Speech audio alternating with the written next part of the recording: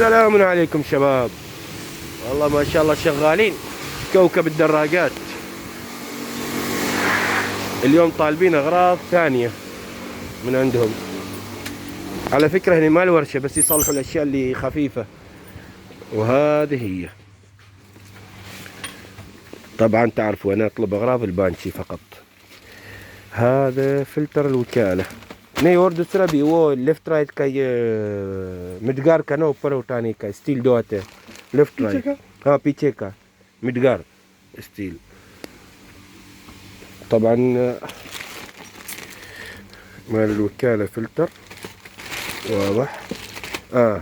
وهذا الحداد انا اصنعهم في البيت بالعادة، لكن هذه المرة اشتريناهم لان حصلناهم بالسعر جيد يعني.